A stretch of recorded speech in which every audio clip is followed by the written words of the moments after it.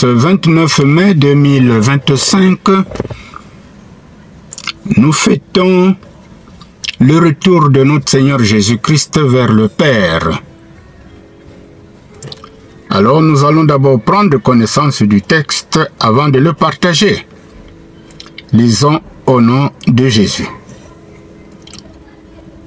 En ce temps-là, Jésus ressuscité apparaissant à ses disciples leur dit: il est écrit que le Christ souffrirait, qu'il ressusciterait d'entre les morts le troisième jour, et que la conversion serait proclamée en son nom, pour le pardon des péchés à toutes les nations, en commençant par Jérusalem. À vous d'en être les témoins. Et moi, je vais vous envoyer ce que mon Père a promis. Quant à vous, demeurez dans la ville jusqu'à ce que vous soyez revêtus d'une puissance venue d'en haut. Puis Jésus les amena au dehors, jusque vers Béthanie, et levant les mains, il les bénit. Or, tandis qu'il les bénissait, il se sépara d'eux, et il était emporté au ciel. Ils se prosternèrent devant lui, puis ils retournèrent à Jérusalem en grande joie. Et ils étaient sans cesse dans le temple à bénir Dieu. Disons Amen. Alors c'est un merveilleux texte que nous allons partager.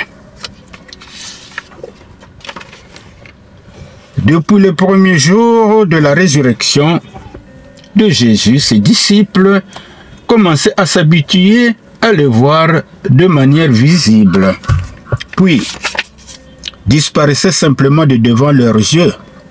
Cette fois-ci, il fut enlevé au ciel devant eux. Cette scène se passe à Béthanie. Par le choix que le Seigneur fit de Béthanie pour quitter cette terre, il montre par là que son cœur était le même. Béthanie demeurait le lieu de ses affections, après sa résurrection comme avant. C'est là qu'il jouissait de la communion de Marie, de Marthe et de Lazare, qu'il avait ressuscité de la mort. C'était le lieu de rafraîchissement de son cœur, au milieu d'un peuple hostile et d'un monde où il n'avait pas un lieu pour reposer sa tête. L'attitude de Jésus vis-à-vis de ses disciples au moment de quitter cette terre pour aller vers le Père touche le cœur de ses disciples. Élevant ses mains, il les bénit. Quant à eux, après l'avoir adoré, ils retournèrent à Jérusalem, le cœur rempli de joie. C'est ce que nous dit le texte. Les disciples restés orphelins de leur maître et Seigneur ont une parole d'encouragement devant les réconforter. Oui. Outre part, Jésus avait dit: je suis moi-même avec vous jusqu'à la fin du monde. Ce que nous pouvons lire à Matthieu, chapitre 28, verset 20. Ainsi, malgré le départ de leur maître, leur cœur débordait de joie. Tandis qu'avant comme après sa mort, ils étaient parfois déçus et attristés.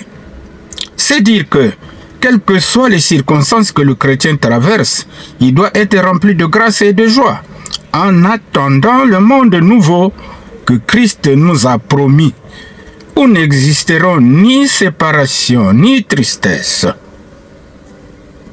Pleins de cette joie, les disciples attendirent en prière l'arrivée de la troisième personne de la Trinité, c'est-à-dire le Saint-Esprit, qui leur insuffla une nouvelle dynamique dans le ministère de salut à eux confié par le Christ.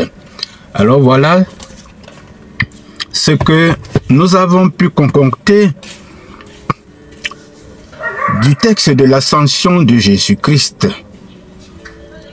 Et à nous, en attendant que le Christ revienne, de marcher dans la fidélité de son enseignement. Marchons sur ses pas, marchons sous la volonté de Dieu pour que nous soyons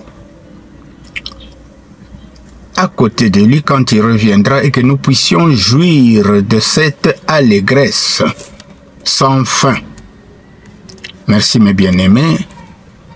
Partagez, likez, abonnez-vous et chaque jour, nous aurons toujours un texte à méditer et à partager. Que Dieu vous bénisse.